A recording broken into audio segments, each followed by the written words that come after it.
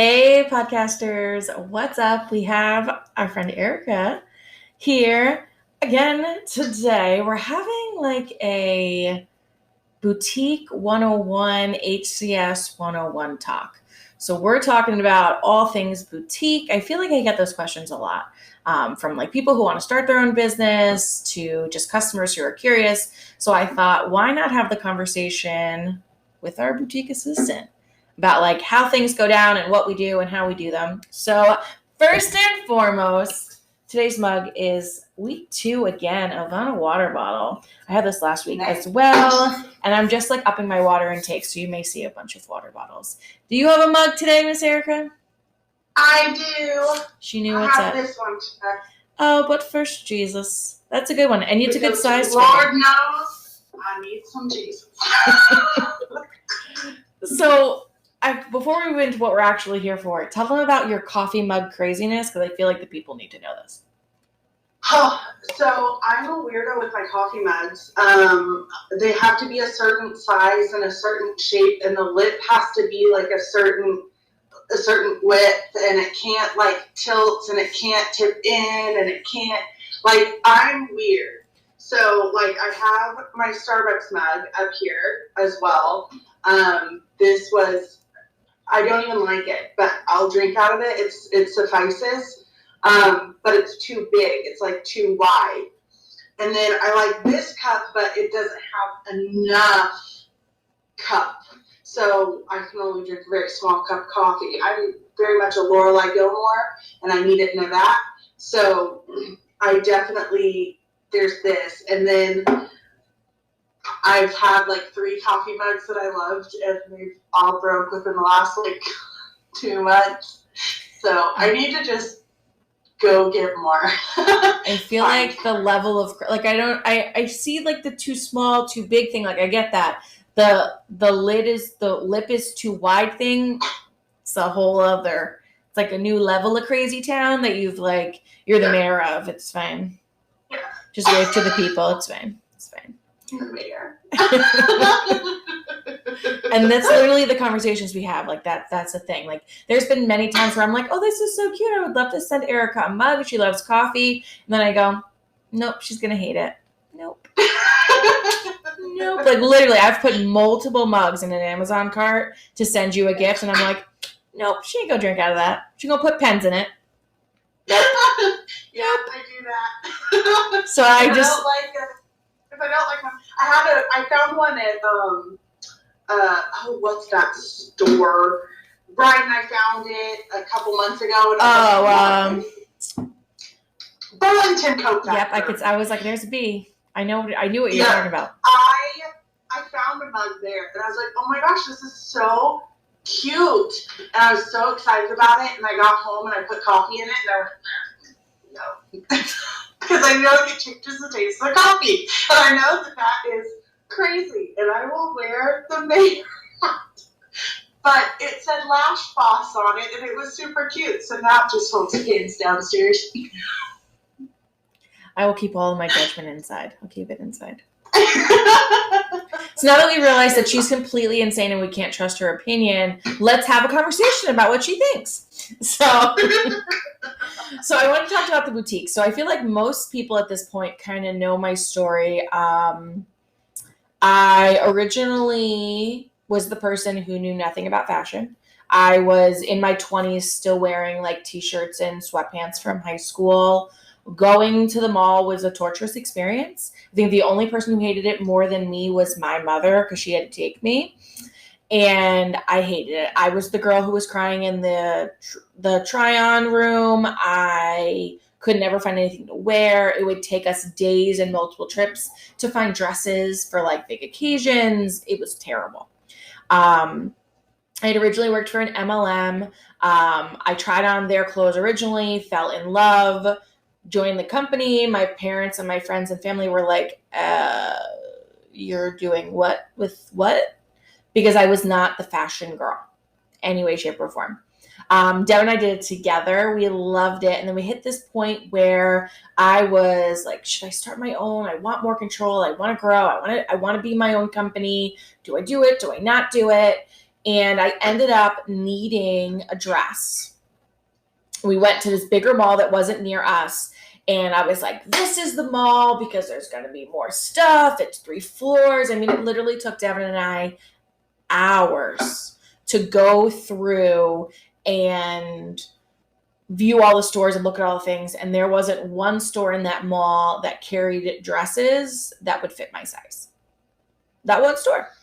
And I ended up leaving so frustrated and so angry. And I remember saying out loud, like, I thought obesity was like the epidemic of this country. Why are there no clothes that fit my body?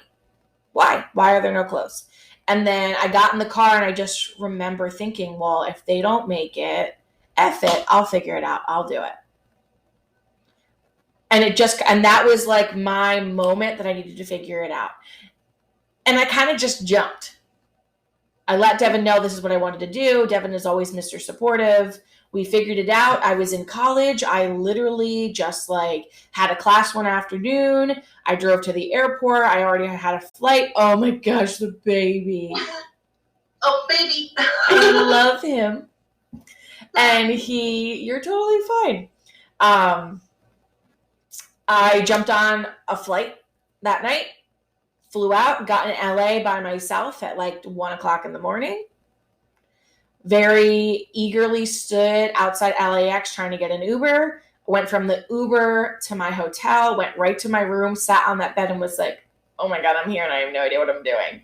And I barely slept at all, maybe 2 hours, got up, packed all my stuff back in my suitcase, was like, I need to get to the fashion district, took an Uber to the fashion district, and I rolled my luggage through the fashion district and went into shops and showed them my wholesale license because at that point I had applied for that, and I shopped. And I was like, I can't order this stuff online.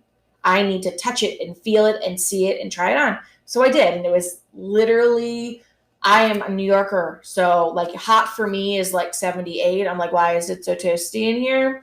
And it was literally like 104 degrees. So I was sweating, trying on winter clothes in California.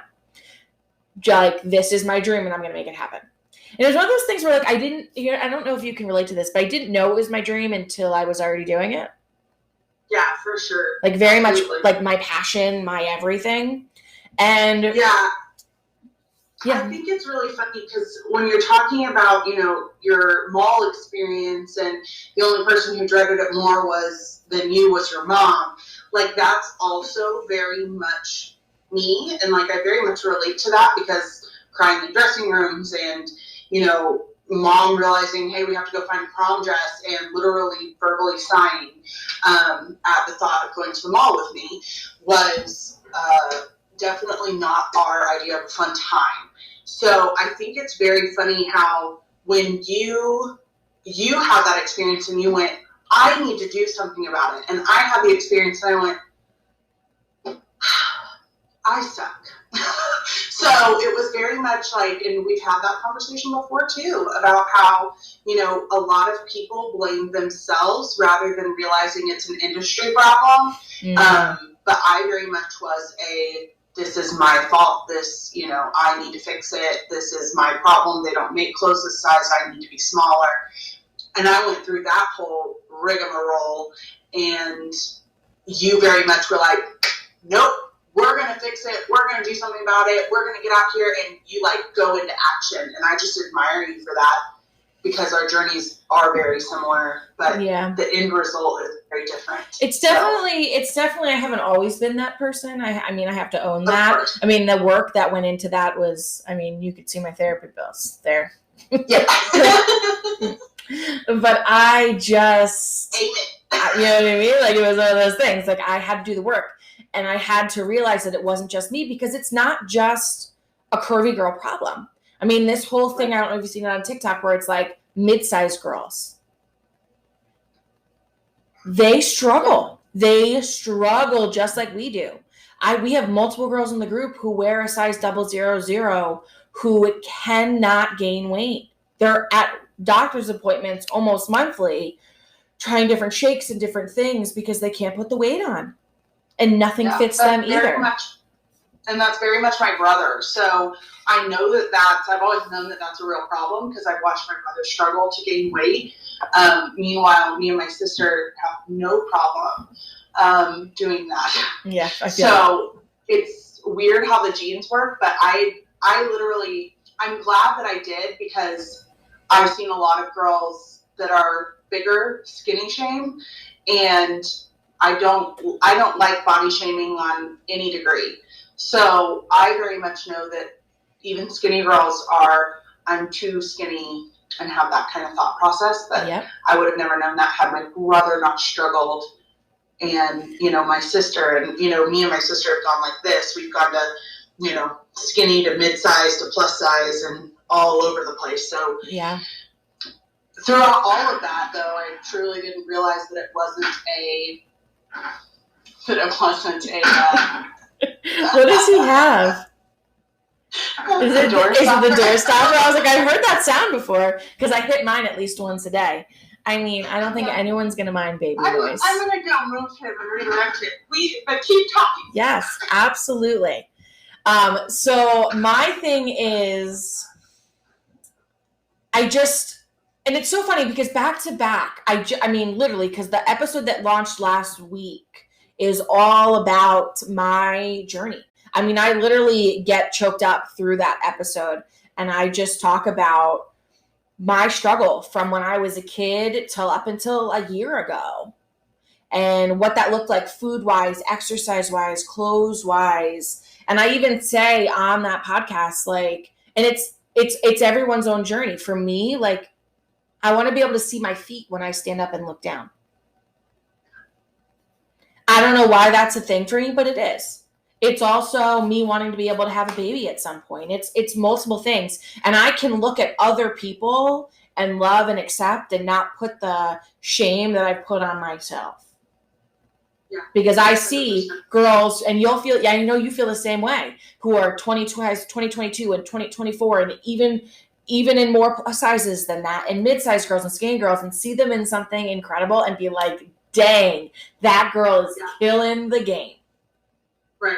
100%. We do that, but we don't always view ourselves that way. And I think it's a big reason why I wanted to do this, because I know for me, I wasn't able to start this journey of viewing my body as something that I wanted to take care of.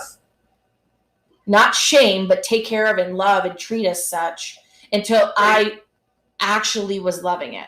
Because I can love the only body I'm ever going to have and also realize that I want it to be a different size, or I need it to be a different size. Mm-hmm. And I think less about the size and more about the health that comes with the size sometimes. Yeah. I see a lot of big girls, and I say big, that their words, not mine, but big girls who are extremely healthy, they're just big and they like it that way. And that's totally fine. I think it's definitely it's more on a health. I want to be healthy, not I want to be skinny. You know what I mean? Yeah, absolutely. And I think what starts is being able to find clothes that actually fit your body. Mm-hmm. I mean, I feel like you're going to relate to this, and I promise we'll actually get to the point of this live in just a second. But like I'm going to exercise. Got to find exercise clothes that fit. Yep. That's fun. Yeah. I very much am the person who's like, okay, where's my bright shirts and some shorts? Okay, let's go. Yep. And I'm lucky because my husband's bigger than I am. So I can absolutely pull from his side of the closet and just accept it and move on. Yeah. And, and then I'm like, okay, well, I'll eventually get there. But you know what I never do?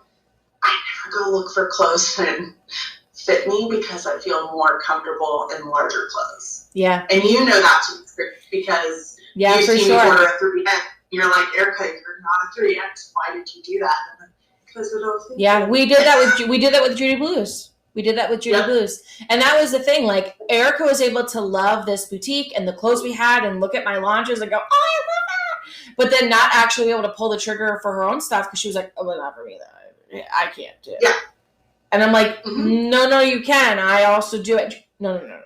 Because she did the same thing. She was able to love everybody else and not put it on her, just like I was talking about.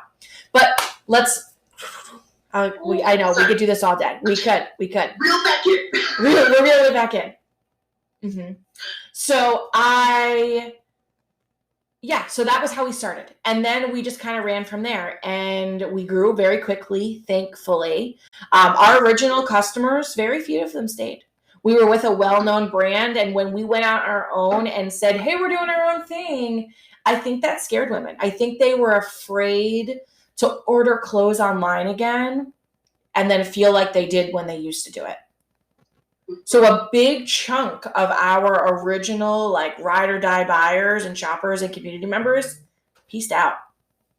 They left because they were afraid, not because they didn't trust Dev and I think it was more of their own self-doubt within them. What if this doesn't fit anymore? What if I start feeling badly again? So we, of course, did and were able to, thankfully, rebuild and find new people to trust us and grow with us. And then we needed Miss Erica. So Erica actually has a really interesting role. She is, of course, our customer service person, but she's the head of all of our graphics. So anything you've seen hand-drawn or created, I would say 9.5 out of 10, Erica created it. She's super, super talented in that aspect and can draw and create. And I can just like speak random babble ideas to her. And she goes, no, I'm following you. And then she can create what I'm thinking, which I can't even do because I can't even really put it into real words, but she does it. So it's pretty impressive. Yeah. I don't know why. I've always kind of been that way. I mean, back a long time ago when I had my own business, doing artistic stuff, I was painting Bibles and people would be like, okay, so this is what I want. And they'd ramble through it and they'd be like, I'm so sorry, that's probably so complicated. And I'm like, no, I got it. And by the time that they received their Bible, they're like, this is exactly what I was picturing. I don't know how I do it. I don't even pretend to understand how I understand, but I can see it and I can see the vision, and then I create it and I put it into tangible, artwork. So I thoroughly enjoy that part. And it's funny because in the beginning, that's definitely, when we first started this, that was definitely not in the job description. Yeah. And it kind of morphed into the job description. Yeah. I very much was customer service and... how dare you put that baby down? How dare you put that baby down? Ridiculous. Look at him. He's such a faker. I was very much just customer service, and I was very much, not just, but, it was interacting, and it was, helping you keep track of things, and, very much an assistant role as people picture an assistant role. And don't get me wrong, I still have those duties too, but they're definitely, I would say, not used as much as the graphic design, visual part that I do, which I thoroughly enjoy. No, I agree. I totally agree. So that's very much like this role that she plays, but then to kind of take us back, so I went and I shopped and I did those things, and I order months and months and months and months out. And it used to be that all of those orders, all the hundreds and hundreds of pieces would come to our apartment. And we would unbox and check for quantity or quality issues, which very little because we love our vendors. And we would organize and bag and label and store and then show. And then we'd photograph and then create outfits. And it was very much here. We've actually been able to grow enough at this point to be able to put some of that in a warehouse. While I do get samples here and some things here, I'm able to store it somewhere else, which makes me be able to live in my apartment a little bit, which is so very exciting. And then, but it's very much this always months ahead. We don't order something and it comes in 3 days later or the next day like you would on Amazon. I planned for winter and Christmas and Black Friday last month. I was planning for Black Friday this past week because it's always a in the future game. while you're also balancing the what's happening right now. And I think that's something that people don't always understand. But when we order from a vendor, it's months out because I'm saying, hey, I want this in this color, this many. And sometimes they're actually going to go and be cut and sewn and packed 2 weeks after I place that order. They're not actual clothes yet. They're ideas of clothes yet. And I think I'd love to get to this point where I could have all of my own custom pieces. So it wasn't something else somebody else might have in another boutique, but it was just HCS with an HCS tag. I think that would be super awesome. But it's this balance, and it's also trying to always, you guys know I'm all about inclusivity, and I want everyone to feel welcome and like things fit here. And being able to do that means saying no to sometimes cute things because I don't think they're going to make everyone feel good. Mm-hmm. And that's something that I don't see a lot of other boutiques do. And I'm friends with a lot of other boutique owners, but Eric and I have had this conversation too. You'll see a lot of brands who say, we are plus size inclusive. And they have 3 things of the 2,500 that are on their site actually be for girls, and it'll go up to like size 16, which I don't really consider plus size inclusive. So that's something that's really important to me, to making sure on a limited minimum time, that at least from small to 3X, we have those items. He is the crankiest. You're fine. You are fine. Literally, it's only because we're recording. Otherwise, he'd be quiet. We know that. Oh, I know, absolutely.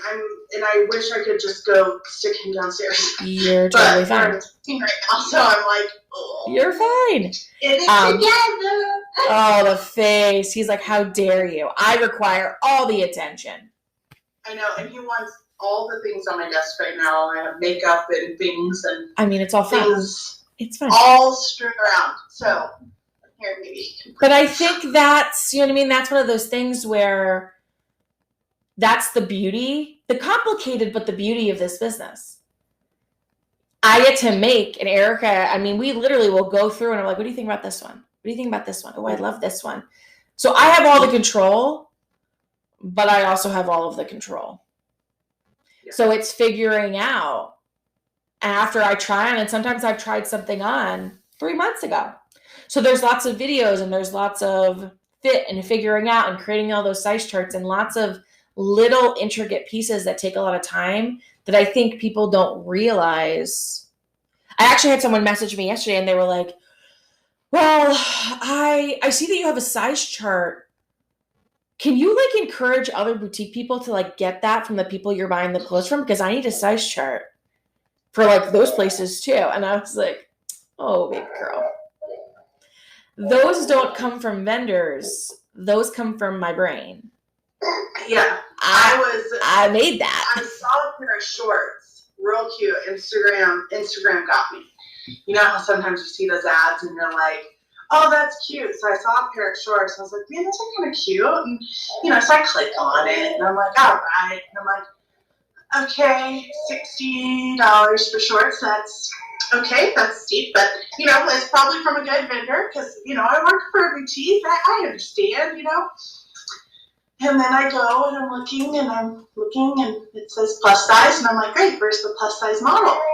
There's no plus size model. Okay. Where's the size chart? No size chart. Okay. Not going to get those shorts.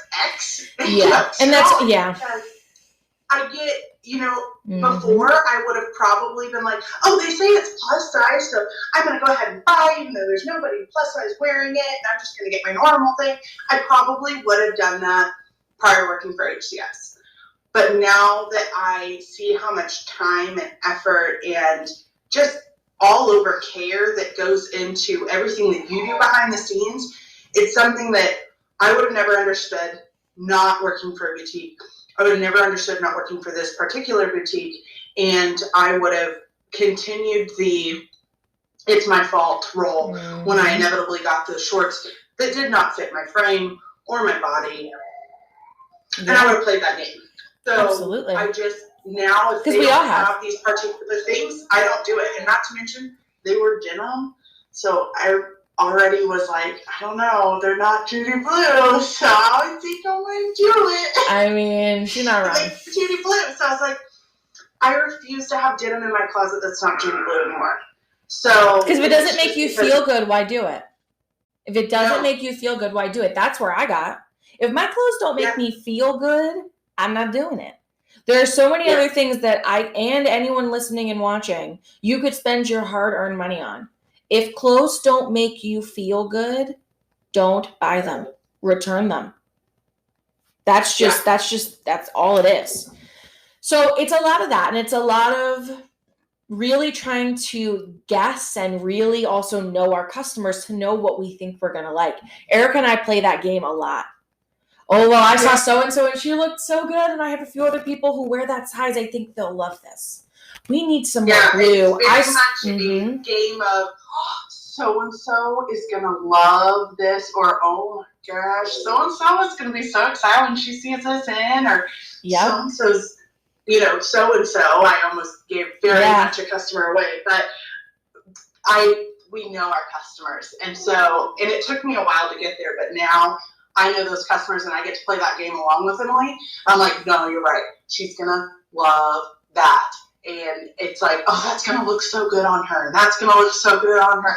We don't just, and I have very, very little to do with the picking process, I promise. But you don't want me picking anything out. It would be very not good. There'd be a lot of camo and a lot of tan print and not a lot of anything else. But when I'm, going through these things, I very much get to play that game of, yes, this is what we envision the customer in it. We envision the people in the clothes. And I think that when we're picking those things out, it's very much I know you're not supposed to make this as personal, but it's very personal to HCS and everyone included, There's not a day that goes, Devin the other day said, so-and-so's going to love this about water butter. And when you got the new styles in, and it's very true. We all three do it. And it's, I just love it. I think that's the most important piece, that we could probably do this for hours, and the intricacies of the site and the website and the app and the adding and the this and the work. But at the end of the day, we're still here doing it because we know our customer and we like our customer, and we generally are excited when new people get things and new people come join and new people love stuff, because we just continue to grow. I mean, if we're being totally honest, I don't think I've actually said this on a platform thus far, but Erica knows, and so does Devin, my goal is I would love for HCS to be a literal place. Like, I want it to be an actual store, and I would like for it to be a store that's also part coffee shop. So it's like the perfect girls' day. No matter what size you and your friends wear, you walk into HCS and there's motivation and there's self-love and there's clothes that make everyone feel good. You can shop, you can try on, you can do the things, and then you can walk across the floor and there's a cute little coffee shop with coffee and teas and snacks and goodies where you guys can go and hang and chit chat after you shop. Like, that is the goal. I want that to be something real and be able to have multiple locations. So, and let this be said that at this given point, I have requested Erica hours, which would be after-hour coffee hours, because not everybody stops drinking coffee at 8 p.m., and some people like a nice cup of coffee. Yeah, we'll have to just, slap a drive-through on the coffee side so you can go through. But it'll have... I'll run it. I will make the coffee. I will work. She's just going to go in. It's fine. We'll just put your logo on the cup. How much would you die if you showed up to a coffee shop and your logo was on the side of the cup? Be like Erica hours. I'd be like, oh! I cannot. So, guys, I know how over are we? Have to be over. 29 minutes. Oh, we didn't go super over. I'm proud of us. So that's the kind of just us in a nutshell. I mean, I wanted to kind of give you that taste. We're looking to make more behind the scenes video and picture and let you guys know what's going on. I mean, honestly, anything that has Devin's face on it, you guys just eat up. They eat it up. It's like ridiculous. So we'll try to get some more Mr. Devin in there too. But yeah, we just wanted to let you guys know kind of how this goes and how it works. And we appreciate you and your gorgeous faces. We're very thankful that Erica came and hang with us. And Mr. Logan, he's my bud. Yeah. I love him. We'll keep him. I agree. He's like the mascot. He is a little baby. All right, y'all. I will talk to you guys next week. Bye.